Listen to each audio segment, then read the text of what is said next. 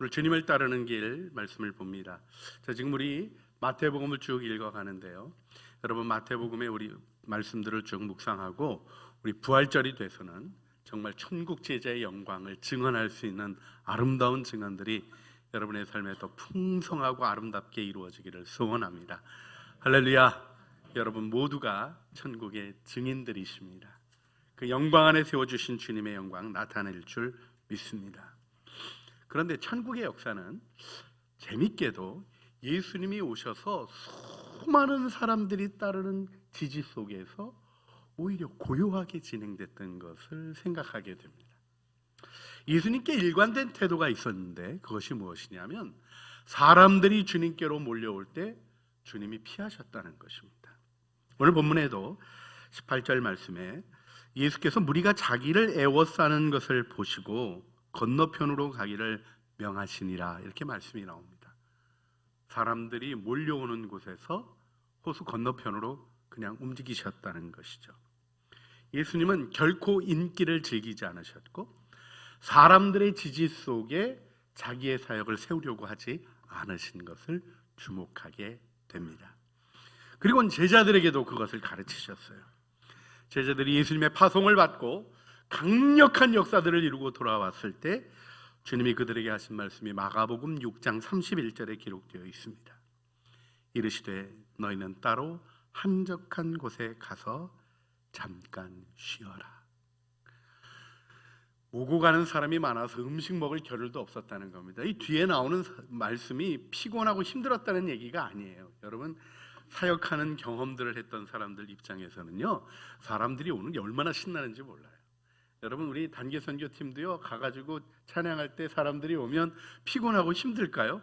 기뻐요. 넘쳐나는 감사가 있습니다. 그렇습니다. 사람의 일이 아니라 하나님의 일에 오가는 사람이 많아 음식 먹을 겨를도 없이 주님의 일을 진행할 수 있다는 건 정말 놀라운 축복이죠. 할렐루야.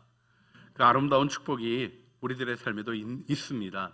그런데요, 너희는 따로 한적한 곳에 가서 잠깐 쉬어라. 이것이 주님이 그들에게 주신 지침이었던 걸 기억하셔야 됩니다. 예수님의 일관된 모습은 예수님의 소문이 퍼져서 수많은 사람들이 올 때, 병 고침 받고자 나올 때 그들을 사랑하셨지만 물러가셨어요. 그리고는 다른 곳에 가서 복음을 전하시며 계속해서 그 은혜가 펼쳐가지는 일을 이루어 가셨던 것이죠. 자, 오늘 우리가 본문에서 앞부분 좀 가보면 이 마태복음 8장 1절에 예수님이 산에서 내려오시니 산상수훈을 가르치시고 내려오니까 수많은 무리가 따랐다는 말씀이 나옵니다. 그런데요, 그 뒤에 어떤 일이 있었냐면 예수님이 제자를 부르시는 다른 따름에 대한 이야기가 나와요. 똑같은 헬라어 단어가 쓰여져요. 아콜로데인이라는 이 단어가 첫째로는 같은 방향으로 누구 뒤를 따라갈 때 쓰는 행동적인 표현인데 이끄는 이와 동행한다라는 의미도 있고요. 그 다음에 제자가 되어 따르는 것이 있기 때문에 제자가 된다라는 말로도 이 단어가 쓰여집니다. 그런가 하면 규정이나 지침을 지킨다라는 뜻도 가지고 있습니다. 여러분, 예수님을 따르는 사람들이 기적을 보고 좋은 말씀을 듣고 소위 요즘식으로 표현하자면 은혜 받고 따르는 거예요. 근데 주님이 그 따르는 거를 전격적으로 다 수용하지 않고 다른 따름을 얘기하셨다는 거죠. 이 단어, 제자로서 따르는 이 단어가 다르게 똑같은 단어이지만 다른 의미로 쓰여지고 있는 것에 주목할 필요가 있습니다. 이 동사의 성격을 결정하는 것은 과연 무엇입니까? 동사의 주어입니다. 여러분, 주님의 기적을 보고 따랐던 수많은 무리로 주님을 따르십니까? 아니면 주님의 제자로 주님을 따르십니까? 이 의식이 우리 안에 분명히 있을 때 우리 하나님의 뜻을 이루어가는 하나님의 백성의 영광, 이 시대 속에 하나님의 구원을 증언하는 우리 교회 공동체의 사명을 이루어갈 수 있을 줄 믿습니다. 할렐루야. 그러면 예수님의 기적을 보고 또 오병이어의 기적 같은 그 놀라운 일들을 즐거워하며 따르는 일은 잘못된 일인가? 주님이 그 사람들에게 따르지 말라 이렇게 얘기하지는 않으셨어요. 그런데 구별된 헌신이 있는 진짜 제자의 길이 있다는 거죠. 여러분, 오늘 우리가 좀 정확히 오늘 말씀을 보고 싶은데요, 주님께로부터 좋은 것이 있는 것을 누리는 것을 주님이 거절하지 않으셨거든요. 십자가에 못 박으라고 소리 지를 사람들인데도 사랑하셨다니까요. 끝까지 고쳐주시고 끝까지 먹이시고 배신하는 제자들까지도 품어주셨어요. 그런데 꼭 하신 말씀이 있어요. 너는 나를 따르라. 그 말씀을 따라 순종한 사람이 있었고요, 부자 유대인 관원은 자기의 재산 때문에, 자기의 생각 때문에 주님을 따르지 못했어요. 여러분, 이 따름이 이루어지게 될 때 진정한 그리스도인이 되는 것입니다. 여러분, 교회 나와서 좋은 것을 누리는 건 아름다운 축복이죠. 우리 창조교회 오시는 분들이 그런 고백해요. 교회만 들어와도 마음이 평강하다고. 그렇죠? 저는 이 장소가 주신 놀라운 축복을 고백하지 않을 수 없어요. 예배를 드리면서 그런 고백들 하시더라고요. 하나님이 주시는 사랑과 예배의 공동체에 은혜가 있는 걸 경험하신다고. 너무 귀한 말씀인 것 같아요. 그런데요, 그것에 머문다면, 그래서 내가 교회 와서 은혜 받고 교회 와서 좋고 교회 와서 행복한 것, 주님이 주시는 축복이지만 그 축복에만 머물려고 한다면 소위 값싼 은혜 이렇게 부르는 진정한 제자도로 들어가는 길에 넘어지실 수 있어요. 여러분, 우리는 이 세상에서 잘 먹고 잘 사는데 목표를 둔 것이 아닙니다. 잘 먹고 잘 살지 말자는 것이 아니에요. 비록 어려움이 있다 할지라도, 비록 굶주림이 눈앞에 보인다 할지라도 주님이 보이신 길이라면 걸어가야죠. 맞습니까? 그것이 신앙입니다. 그 신앙이 아니라면 우리가 맨날 정한수 떠놓고 비나이다 하고 자기 욕심을 위해서 천기누설이나 들으려고 하고 무언가 그 종교적인 것으로 위로나 받으려고 하고 귀신의 힘을 빌려서라도 내일을 이루려고 하는 세상의 잘못된 신앙과 무엇이 다르다고 얘기할 수 있겠습니까? 우리는 영원한 나라의 길을 걸어가도록 축복받았습니다. 그래서 주님이 누가복음 9장 62절에 이 말씀 하시는 거예요. 예수께서 이르시되 손에 쟁기를 잡고 뒤를 돌아보는 자는 하나님 나라에 합당하지 아니하니라. 쟁기를 잡고 뒤를 돌아다보는 자는 하나님 나라에 합당하지 않다, 이렇게 얘기하시는 주님의 말씀이 이런 자격 없는 것들 오지 말라 이런 말씀이겠어요? 아니에요. 쟁기를 잡고 하나님의 뜻을 따라 걸어가는 내 삶이 완성되는 일에 대한 중요한 지침입니다. 많은 사람들이 허망한 것에 마음이 끌리고 다른 사람들의 이야기에 내 마음을 던져주며 은혜 안에 들어가지 못해요. 여러분, 우리가 이 시대에 좀 생각해 보게 되는 게 있어요. 요즘은 그 설교에 은혜 받으려고 교회 나오실 필요가 없다니까요. 여러분, 유튜브에 너무 은혜로운 설교들이 있는 거 아세요? 모르시나 봐요. 이게 홍경 목사 같이 어리버리하게 얘기 안 하고 깔끔하게 말씀도 잘 전해주시고 또 중요한 얘기들을 이렇게 잘 이 시대에 필요한 거 표현해 주시는 분들 그렇게 말씀하셔요. 근데 여러분, 한 가지를 아셔야 될 게 있어요. 여러분이 그분의 공동체에 소속하지 않는 채로 말씀의 은혜 받고 있는 것에 무언가 머물러 있다면 신앙이 이상한 거예요. 말씀은 삶입니다. 지식이 아니에요. 정보가 아니에요. 우리의 삶을 구원으로 인도하시는 하나님의 능력입니다. 사실 목사님들 설교하시기 전에 먼저 다 기록되어 있고요. 요즘은 조금만 재정 주시면 스타디 성경들이 얼마나 잘 나와 있는지 그거 보시면 다 배우고 알 수 있게끔 그렇게 되어 있어요. 그런데 중요한 것은 무엇입니까? 우리 주님을 따르는 삶 속에 있어야 될 부분이죠. 오늘 말씀을 보게 되면 주님의 부르심에는 좀 과격한 요소들이 있어요. 여러분, 이것이 일관된 가르침으로 복음서에 나오는 겁니다. 오늘 본문에만 특별히 나오는 게 아니에요. 누가복음 14장 26절 27절에 주님이 제자도에 대해서 이렇게 얘기하셨죠.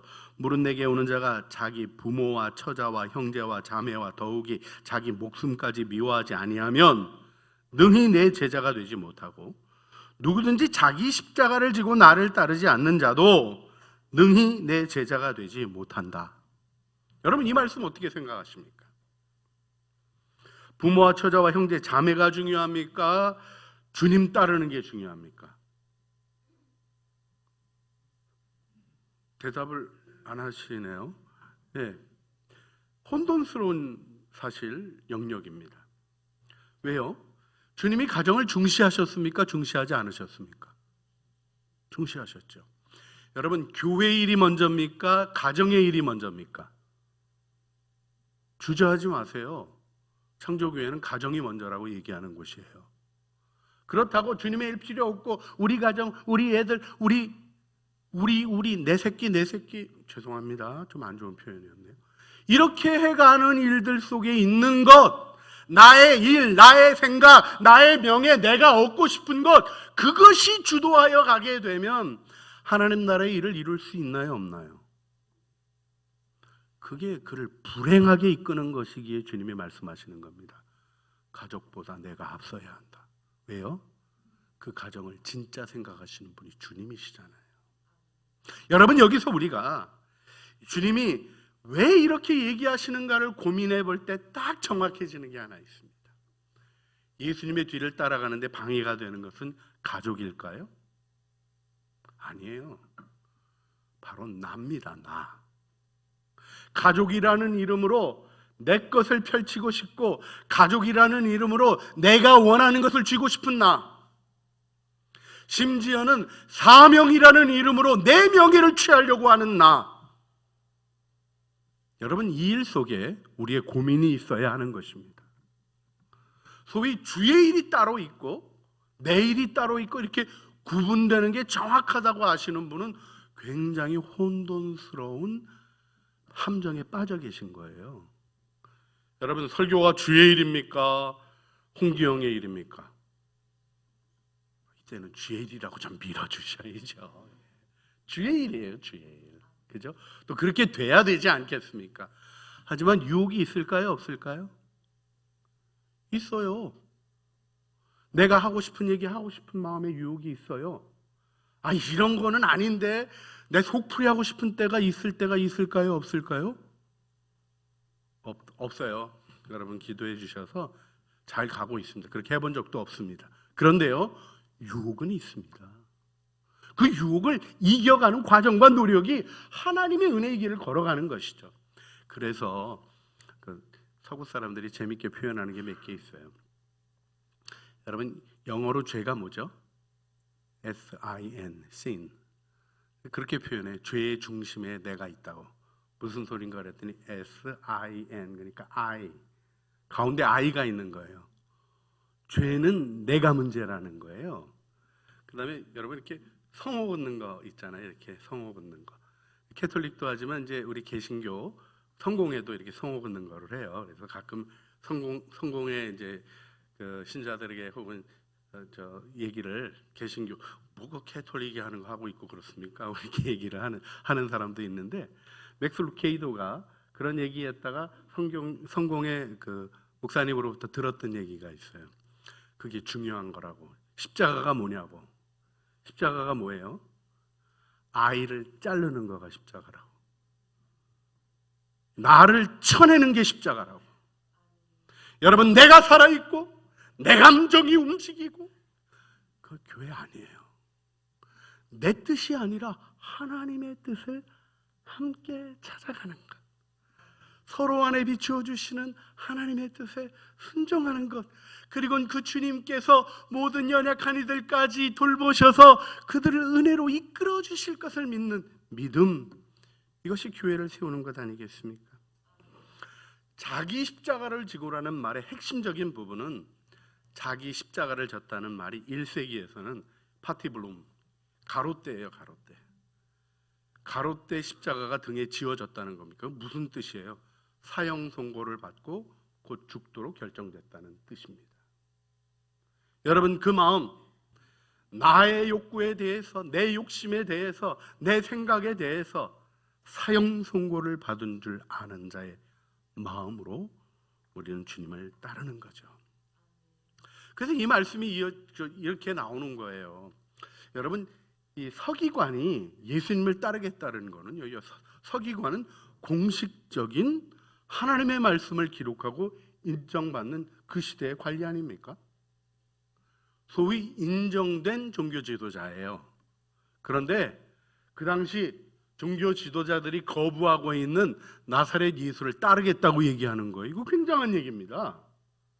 그런데 주님이 그에게 잘 결정하였도다 이렇게 얘기를 안 하시고 뭐라 그러셔요?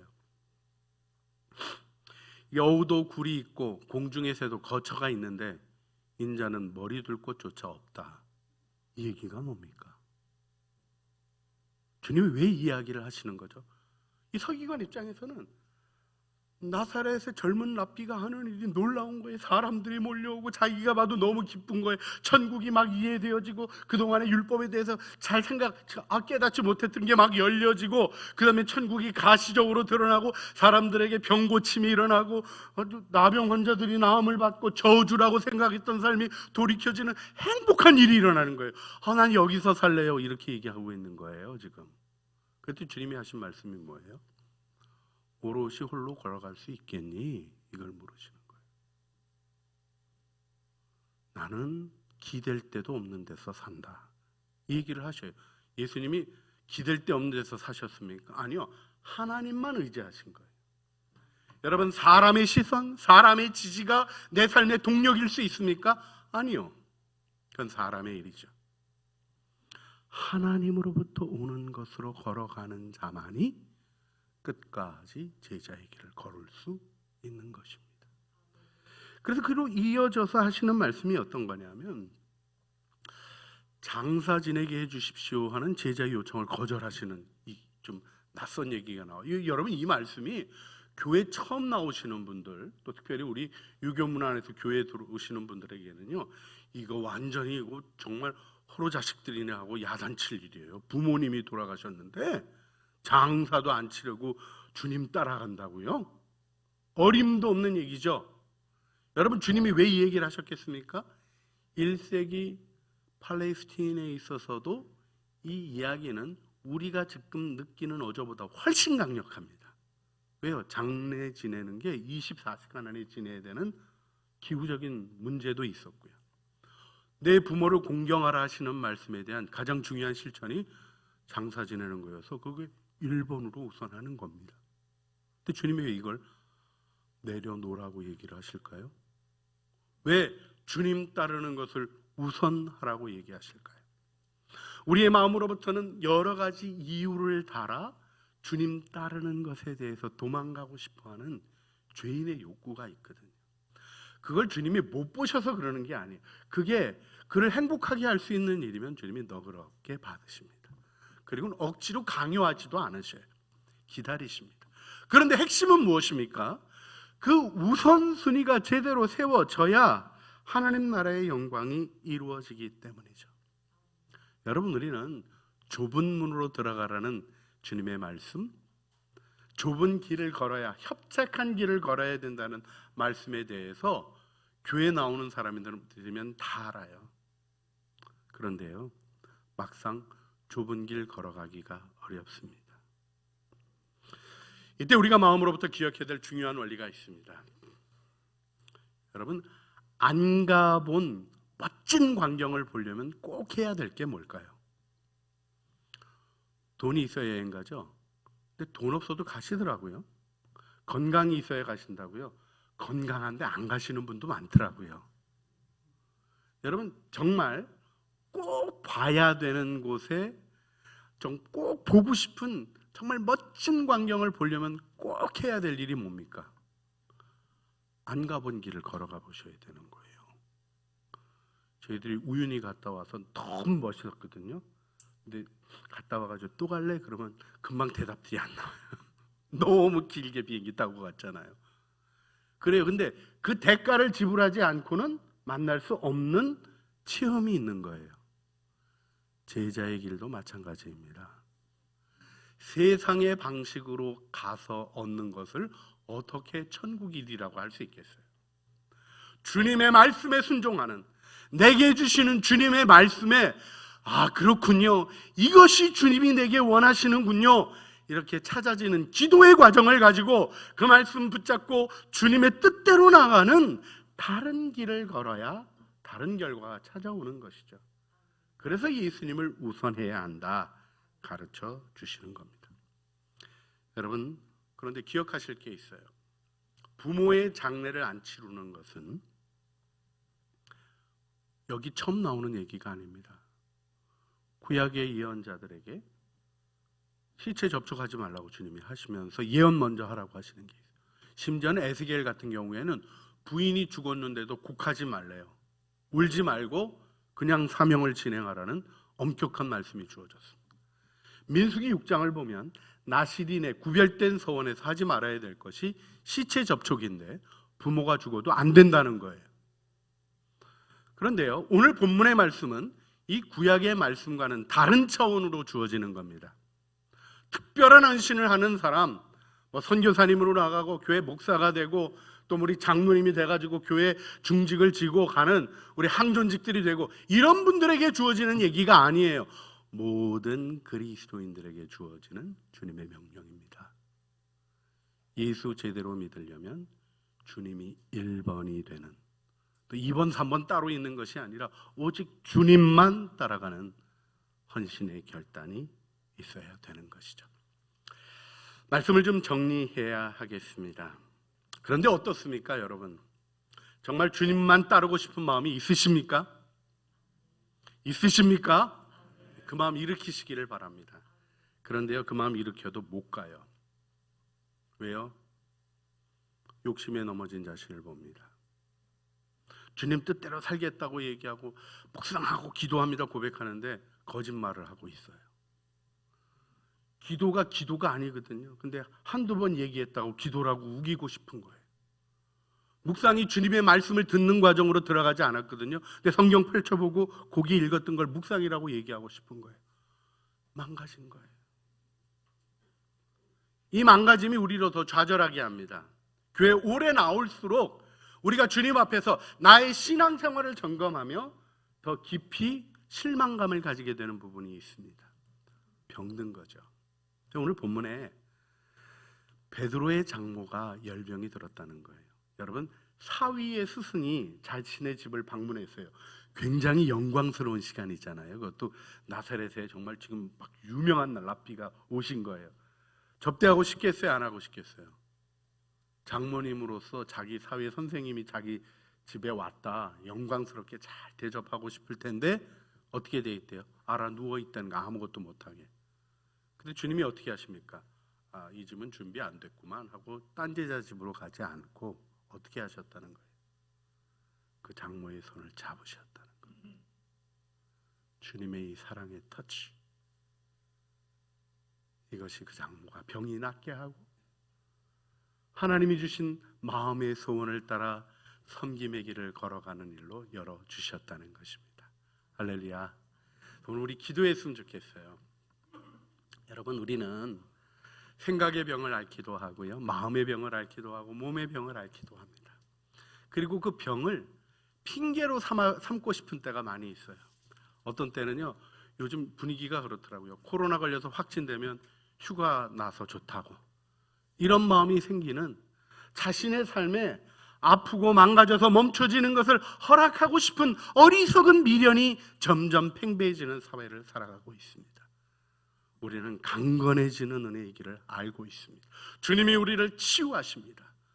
오늘 기도하기를 원합니다. 오늘 여러분의 손, 여러분의 마음의 변화가 필요하다면 마음에 얹으시고, 혹시 육신에 연약한 곳이 있다면 그곳에 얹으시기를 바랍니다. 베드로의 장모의 손을 붙잡으신 주님, 내 손 붙잡으시고 내 손에 주님 손 포개어 주셔서 나를 치료하시고 그 부르심의 아름다운 응답을 향하여 성경이 말씀한 대로 걸어갈 수 있는 믿음의 사람으로 세워주시옵소서. 기도하지 않으시겠습니까? 이 시간 함께 우리 손을 얹으시고 간절한 마음으로 주여 한번 부르짖어 기도하시겠습니다. 주여, 우리를 고치시고 우리를 새롭게 하시는 주님, 주님의 은혜에 우리 자신을 맡겨드립니다. 믿음의 용기를 허락하여 주시옵소서. 베드로의 장모의 손을 만지시며 고쳐주신 주님, 어리석은 생각과 비판하는 마음과 세상의 것들을 불평하는 하나님 모든 병을 고쳐 주시옵소서.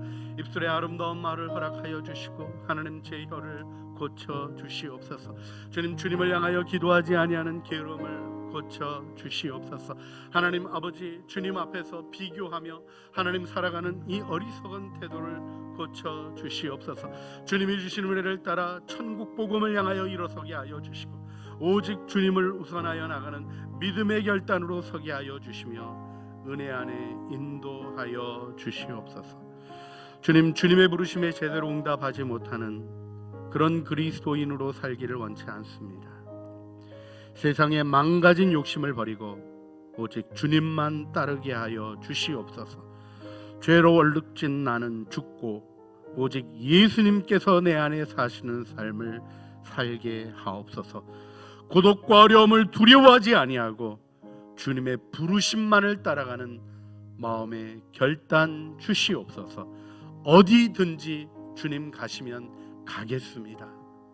우리의 고백이 믿음의 고백으로 삶의 현실이 되게 하옵소서.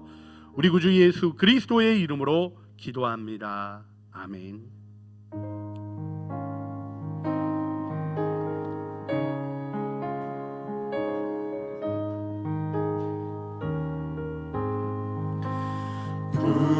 부름받아 나선 이 몸 어디든지 가오리다.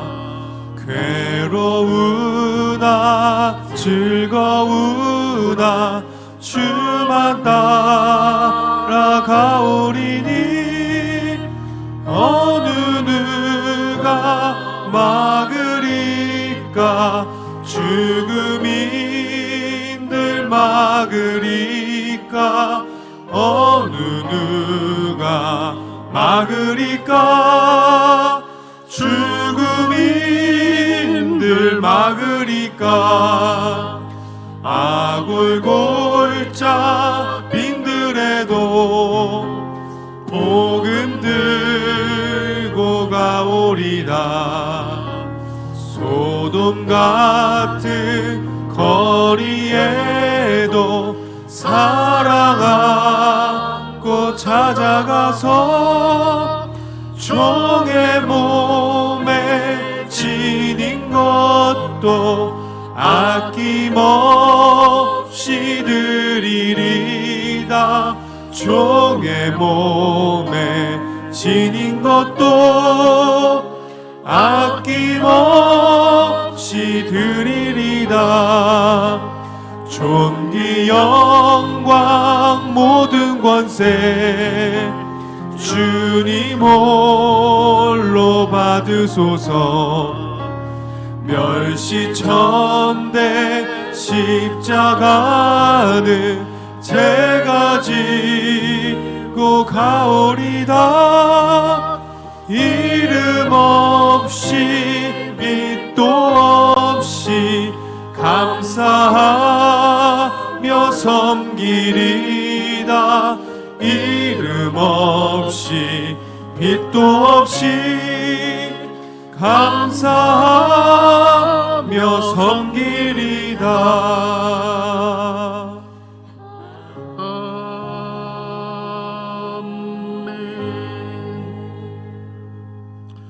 저물매 사람들의 귀신 들린 자를 많이 데리고 예수께 오거늘 예수께서 말씀으로 귀신들을 쫓아내시고 병든 자들을 다 고치시니 이는 선지자 이사야를 통하여 하신 말씀에 우리의 연약한 것을 친히 담당하시고 병을 짊어지셨도다 함을 이루려 하심이라. 이제는 우리의 연약함을 지시고 우리로 제자의 길을 걸어가도록 축복하신 우리 주 예수 그리스도의 은혜와 우리의 삶에 창조의 거룩한 목적을 두시고 우리를 완성해 가도록 사랑으로 돌보시는 아버지 하나님의 그 거룩하신 사랑과 사명의 길을 깨닫게 하시고 세상에 허망한 것이 아니라 하나님의 능력으로 하나님 나라의 영광을 펼쳐가게 하시는 성령 하나님의 교통하심이 이제 주님의 부르심에 부르신 주님을 따라 온전히 응답하기를 소원하는 사랑하는 주의 자녀들 머리 위에와 은혜로 주신 가족 식구들 가운데 이제로 영원무궁토록 함께 있어지기를 간절히 축원하옵나이다. 아멘.